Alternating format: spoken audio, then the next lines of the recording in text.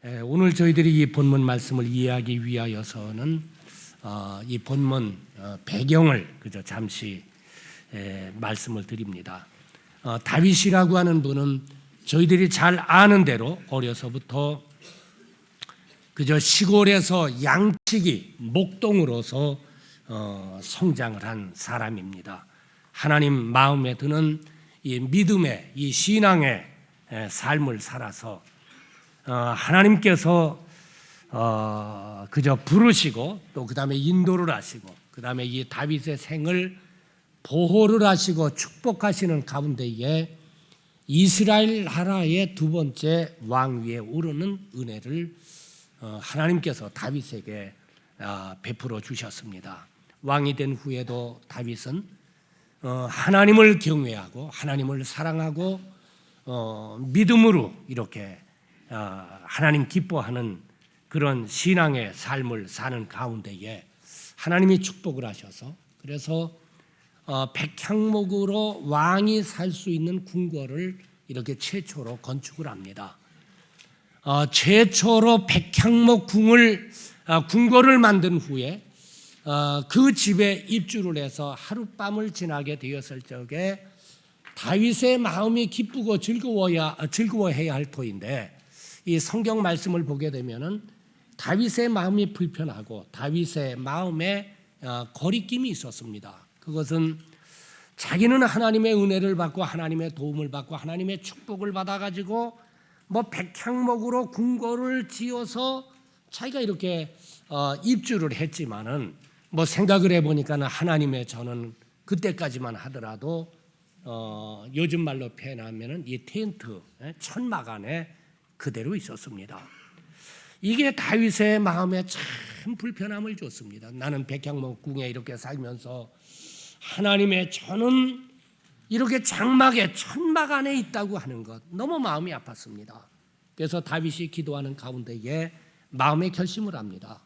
내가 하나님의 전을 건축할 것이다. 그래서 설계를 하고 그 다음에 하나님의 성전을 건축할 수 있는 모든 재료를 준비를 하고 그 다음에 경비를 갖다 준비를 하고 그래서 하나님의 전을 이렇게 이렇게 하려고 하게 되었을 적에 역대하 22장 8절에 하나님이 나타나셔서 말씀하시기를 너는 군인이고 너는 전쟁을 많이 해서 넌 사람을 너무 많이 죽였기 때문에 너무 피를 많이 흘렸기 때문에 너는 이 하나님의 전을 지을 수 없다. 내 뒤를 이어서 왕이 되는 솔로몬이 하나님의 전을 지을 것이라고 하나님께서 다윗에게 말씀을 하십니다. 다윗이 마음에 소원이 있었지만은 다윗이 마음에 하나님 앞에서 결심이 있었지만은 그래서 모든 것 다 준비를 했지만 하나님께서 안 된다고 말씀하시니까 하나님 말씀에 순종을 해서 그저 일생 동안 성전을 지을 수 있는 최고급의 자료만 다 준비를 합니다. 그리고 다윗이 세상을 떠납니다. 다윗의 뒤를 이어서 솔로몬이 왕이 됩니다. 왕이 된 후에 부왕되는 아버지 왕되는 다윗의 유지를 이렇게 받들어 가지고 최선을 다하여 가지고 하나님의 성전을 짓습니다. 하나님의 성전을 짓자마자 하나님 앞에 봉헌 예배를 하나님 앞에 드립니다. 그 말씀이 오늘 이 본문의 내용입니다. 오늘 여기 본문 5절 이하에 있는 말씀을 보게 되면은 솔로몬 왕에 드린 제물이 소가 2만 2천이요 양이 12만이라 이와 같이 왕과 모든 백성이 하나님의 전에 낙성식을 행하니라 그랬죠. 헌당했다고 하는 말입니다. 근데 이 헌당하게 될 때에 솔로몬이 소를 몇 마리를 잡았느냐면 2만 2천 마리. 여러분 한번 생각해 보세요. 이 헌당식에 하나님 앞에 예배 드리기 위하여서 소를 잡았는데 2만 2천 마리. 양이 몇 마리냐면 12만 마리.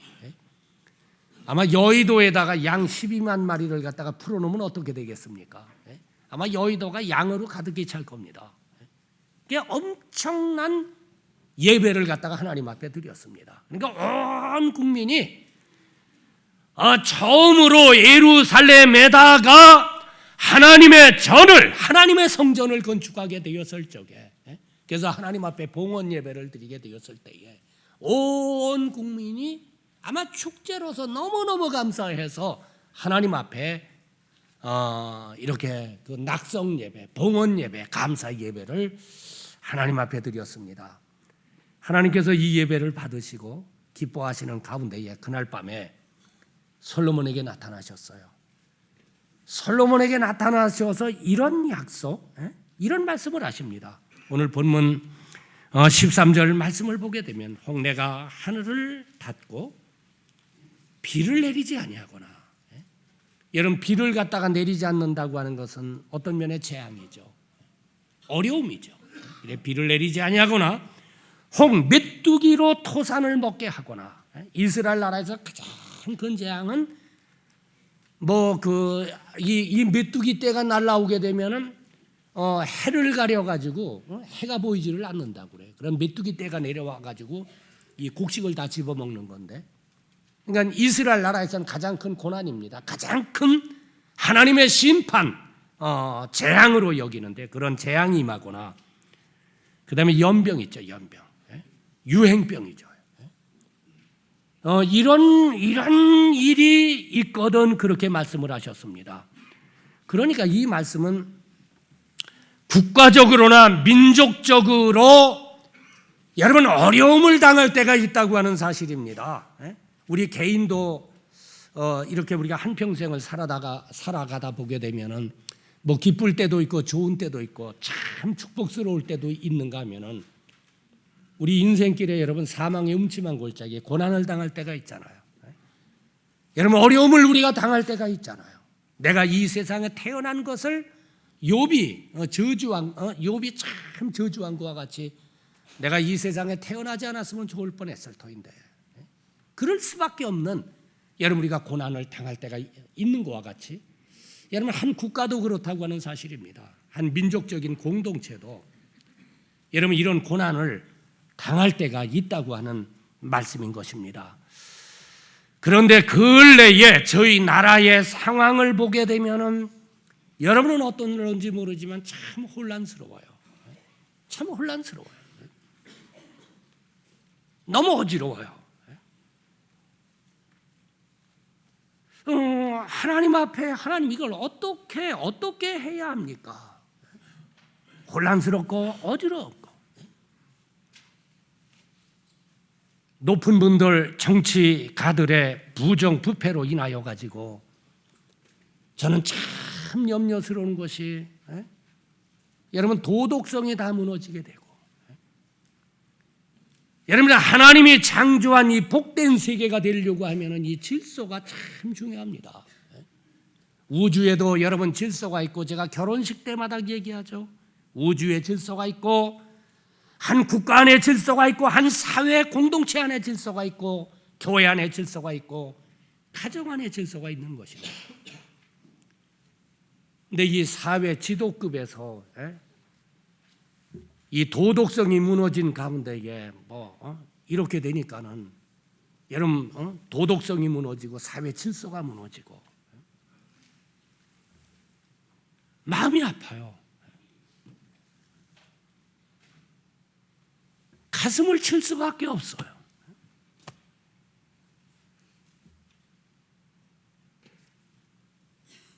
텔레비를 요즘은 뉴스를 보기가 싫어요.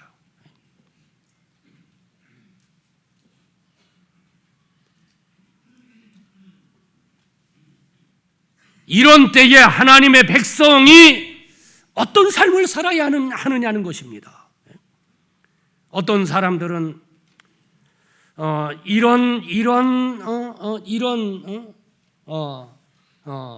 일을 이렇게 저지른 정치인들을 갖다가 또는 경제인들을 갖다 비판을 이렇게 하는 말을 합니다. 우리가 비판하는 말을 해가지고 여러분 그게 고쳐지고 회복이 된다고 한다면 우리가 앞장서서 비판해야죠. 근데 우리가 성경을 보든지 역사를 통하여 가지고 어떤 걸 비판하는 말을 한다고 해가지고 여러분 고쳐지고 회복이 된 적은 없다고 하는 사실입니다. 오늘 본문 말씀은 이런 시대에 하나님의 백성이 어떤 삶을 살아야 하느냐, 이걸 하나님이 말씀을 하고 있죠. 14절 말씀을 보게 되면은 내 이름으로 일컫는 내 백성이 그 악한 길에서 떠나 스스로 겸비하고 기도하여 내 얼굴을 구하면 내가 하늘에서 듣고 그 죄를 사하고 그 땅을 고칠지라. 오늘 이 본문 말씀에서 내 백성이라고 하는 말이 나옵니다. 이건 누구 말하느냐면 하나님의 택함을 받은 사람, 하나님의 부름을 받은 사람, 어느 날 자기가 죄인인 것을 깨닫고 예수님을 개인의 구세주로 믿어서 죄의 사함을 얻고 영생을 얻고 하나님의 자녀가 된 사람들. 그래서 이 시간이라도 하나님께서 부르면은 하나님 나라에 들어갈 수 있는 사람들, 이 사람들을 하나님 백성이라고 성경은 말씀을 하고 있습니다. 그런데 오늘 여기 본문 말씀에서 주님이 말씀하시기를 정치인들이 악을 떠나면, 정치인들이 죄를 떠나면, 경제인들이 죄를 떠나면, 악을 떠나면, 하나님이 그렇게 말씀하신 것이 아니라 오늘 이 말씀을 주시해 보게 되면은 내 백성이라고 말을 했습니다. 내 백성이 그 악한 길에서 떠나면, 그러니까 이 하나님의 말씀은 여러분 책임이 여러분 정치인들이나 경제인들에게 있다고 말씀하신 것이 아니라 하나님께서 여기서 말씀하신 것은 내 백성이라고 그랬어요. 하나님의 자녀들에게, 우리 쉬운 말로 표현하게 되면 예수 믿고 구원받은 크리스찬에게 하나님께서 지금 책임을 얘기하고 있는 것입니다. 내 백성, 택함을 입은 백성, 여러분 그리스도인이 먼저 죄를 떠나는 삶을 살라고 하는 말씀입니다. 먼저 죄를 떠나는 삶을 살아라. 오늘 저희들이 이 죄 지은 것이 아마 지난해 동안에 그리고 금년 들어서도 계속 시간이 가면은 계속 드러납니다. 어떤 분이 이야기하기를 고구마 이렇게 그 줄기를 잡아당기게 되면은 밑에서 고구마가 툭툭툭툭 올라오는 것처럼, 그죠? 어디에든지 잡아당기기만 하면은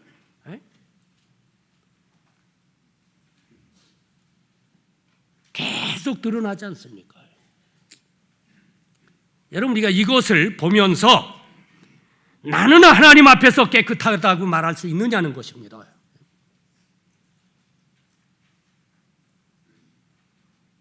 나는 죄를 떠나서 거룩한 성별된 삶을 산다라고 여러분 내가 그렇게 말할 수 있느냐는 것입니다.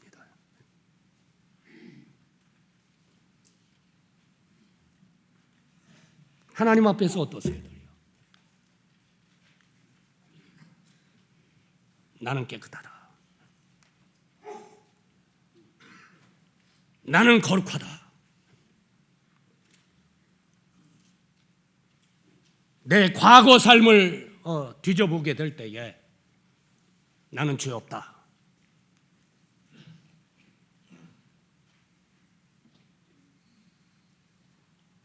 하나님이 나를 갖다가 고구마 줄기로 생각을 하고 하나님이 나를 갖다가 뽑게 될 때에 여러분 나에게서 죄 없다고 말할 수 있겠느냐는 것입니다.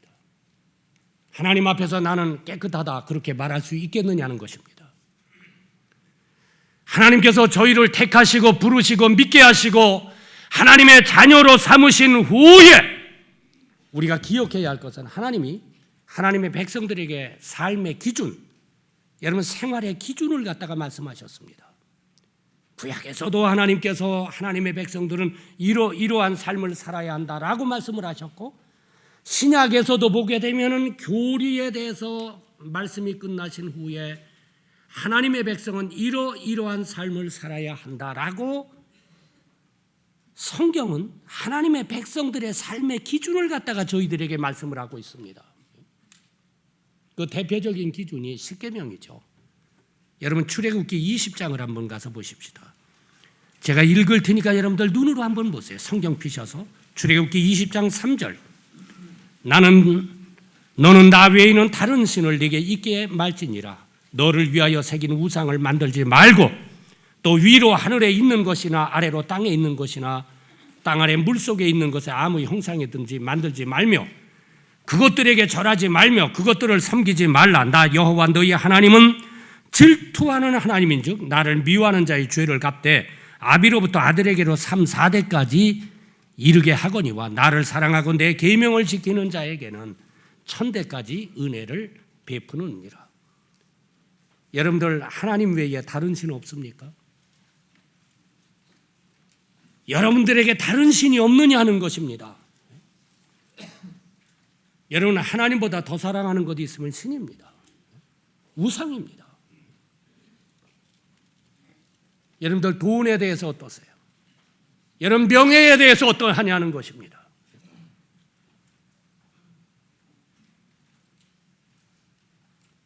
(7절에) 너는 너의 하나님 여호와의 이름을 망령때 일컫지 말아라. 여기 망령때 일컫지 말라고 하는 말은 나 때문에 하나님의 명예가 훼손되지 않게 하라고 하는 말입니다. 저것도 예수 믿는다고, 저것도 집사, 저것도 목사.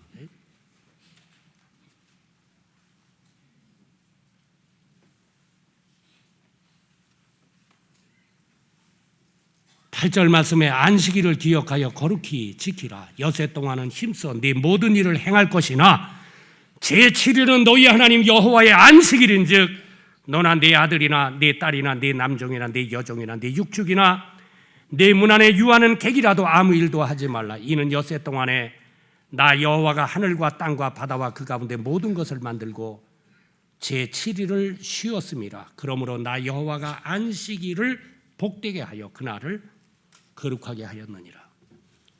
여러분들 안식일을 거룩하게 지킵니까? 여러분 안식일 날 아무 일도 하지 아니하고, 요즘 어떤 분들 건강 보호한다고 해가지고 안식일 날 벨 운동, 벨짓 다 하는 사람들이 있어요.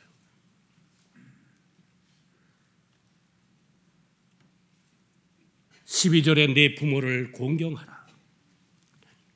13절에 살인하지 말지니라. 14절에 간음하지 말지니라. 도적질하지 말지니라. 내 이웃에 대하여 거짓 증거하지 말지니라. 이웃 사람 명예 훼손하지 말라고 하는 말이죠. 남을 갖다가 비판하는 것은 잘못하면 그 사람의 명예를 갖다 훼손하는 것입니다. 우리가 함부로 말할 수가 없어요. 그 사람 알지 못하고.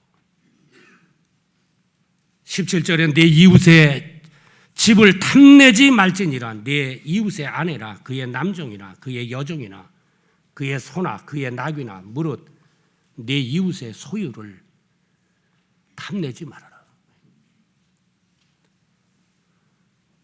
내가 예수 믿고 하나님의 자녀가 되게 되었을 적에 삶의 기준을 하나님이 말씀하셨어요.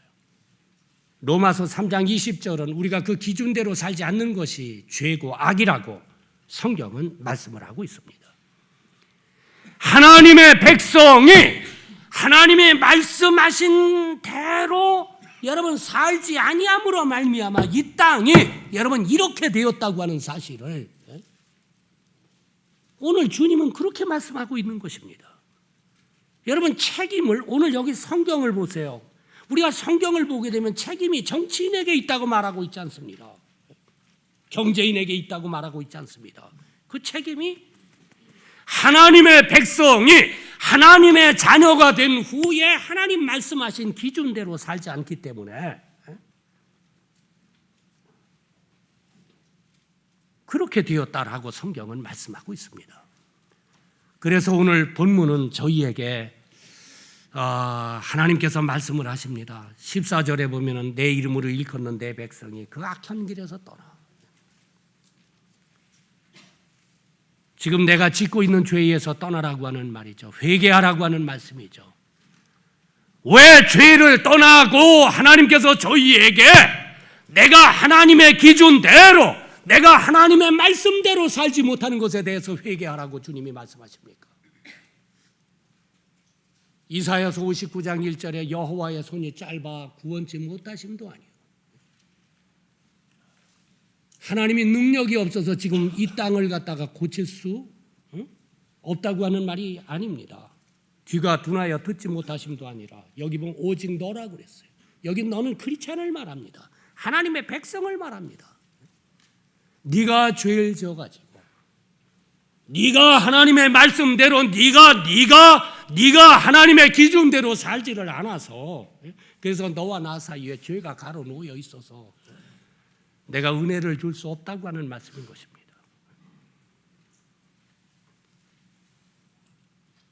시편 66편 18절에도 내가 내 마음에 죄악을 품으면 주께서 듣지 아니하시리라. 여기도 네가 그랬어요. 내가 내 마음에, 이게 그리스도인을 갖다 이야기한 말씀입니다.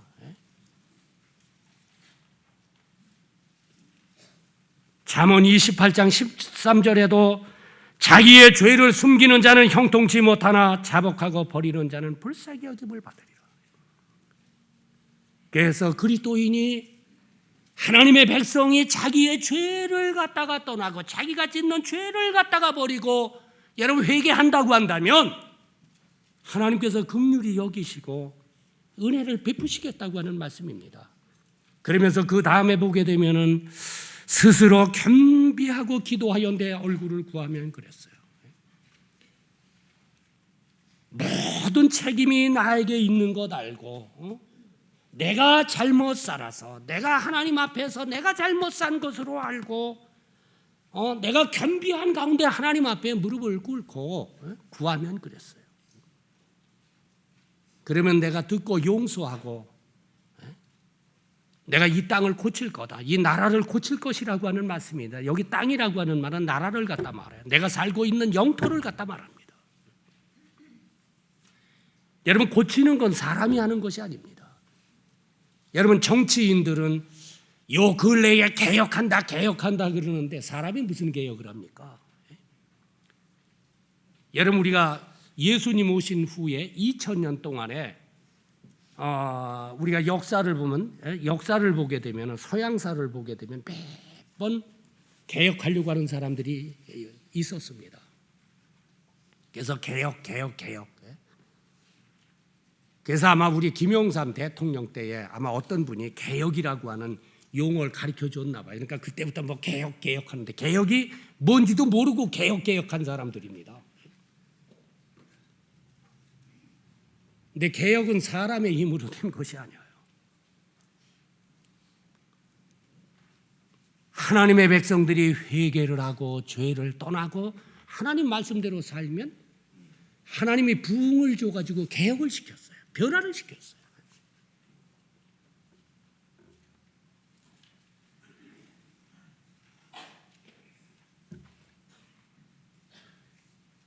하나님의 백성, 이 하나님의 백성에게 문제가 있다고 하는 말씀입니다. 그래서 본문에서도 네가 악한 길 떠나고, 네가 죄 떠나고, 네가 회개하면서 네가 하나님 앞에 무릎을 꿇고 너 정말 겸손한 가운데, 견비한 가운데 한번 구해라.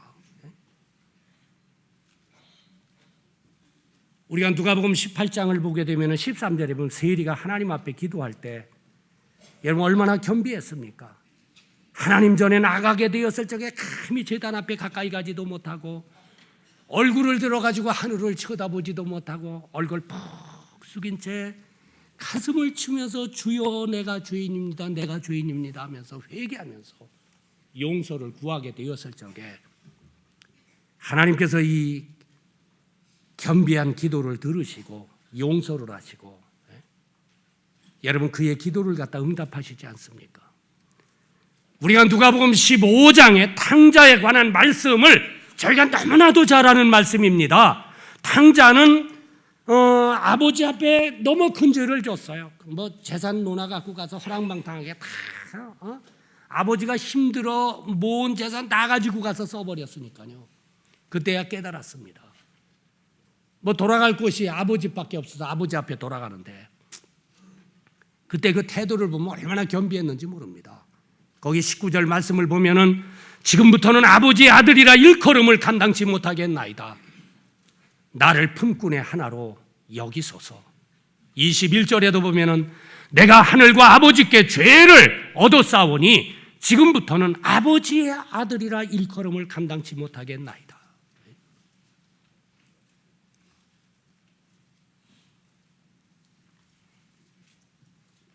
이렇게 아버지 앞에 겸비하게 용서를 구하게 되었을 때 아버지가 다 용서하고요, 다 회복을 시켰어요. 그 말씀이 주는 교훈이 뭡니까? 하나님의 백성이, 하나님의 자녀들이, 여러분, 내가 하나님 앞에서 하나님 말씀대로, 기준대로 살지 못한 것,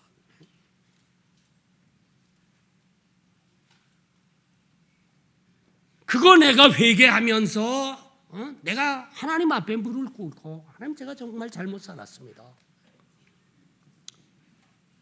제가 하나님의 은혜를 받고 하나님의 백성이 되고 하나님의 자녀가 되었는데도 내가 세상과 짝지면서 살았고, 세상과 타협하면서 살았고, 합리화하면서 살았고,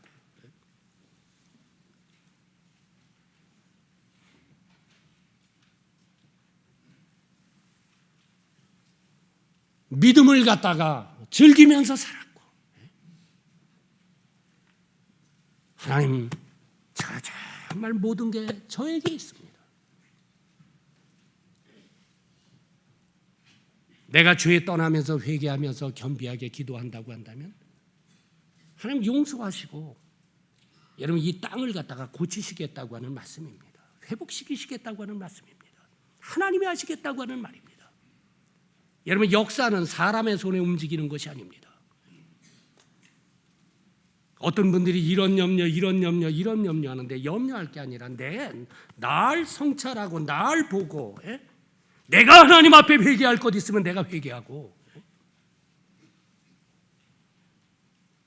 내가 하나님 앞에 구하면, 하나님의 보좌를 움직이면은 역사는 과거 역사나 현재 역사나 미래 역사나 그건 하나님 손에 있는 겁니다.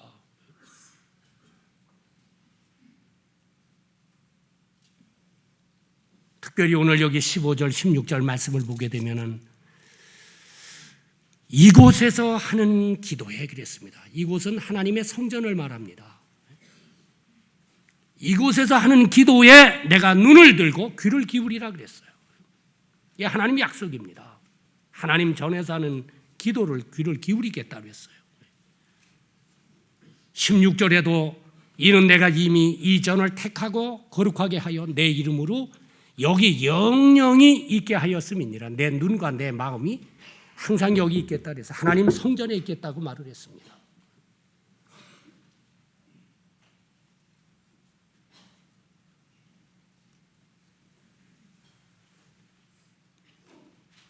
하나님의 마음이 하나님 전에 있기 때문에 하나님 전에서 하는 기도에 귀를 기울이시고 여러분 응답을 하시겠다고 하는 말씀입니다. 그런 의미에서 이사야는 이사야서 56장 7절에 내 집은 만민의 기도하는 집이라고 그랬죠. 이게 기도하는 집입니다.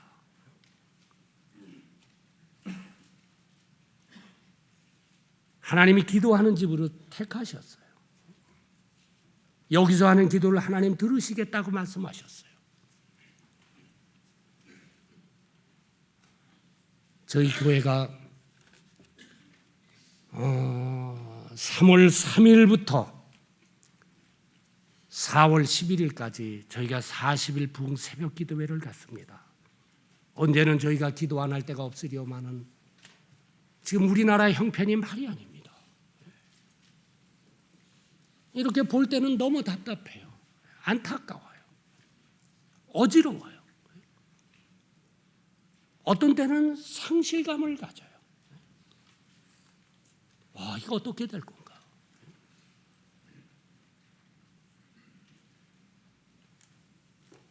우리가 비판하고 염려하는 것보다는 오늘 주님이 말씀하십니다. 내 백성이, 내 자녀들이 먼저 회개하고, 내가 하나님 앞에서 내가 회개를 하고, 내가 하나님 앞에서 거룩한 삶을 살고, 그런 가운데에 하나님 전에 나와서 회개하면서 겸비하게 기도한다고 한다면, 내가 이 땅을 고치마 그랬어요. 이 나라를 고쳐주마 그렇게 말씀하셨어요. 그래서 저는 저희 교회 모든 성도들에게 권면합니다. 이번 40일 새벽 기도회에 여러분들 하나님 전에 나와서 나 자신을 돌아보는 가운데에 모든 책임이 하나님 저에게 있습니다. 내가 회개합니다.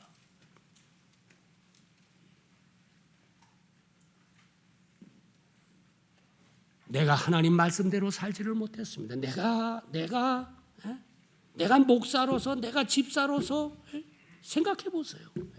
어떤 삶 살고들 있습니까? 우리가 회개해야 합니다. 그리고 하나님 앞에 우리가 겸비하게 기도한다고 한다면 하나님이 나를 용서하시고 하나님께서 이 땅을 고치실 것입니다. 회복하실 것입니다. 이번 기도회가 그런 기회가 되시기를 주님의 이름으로 간절히 권면하면서 부탁을 드립니다. 기도하겠습니다.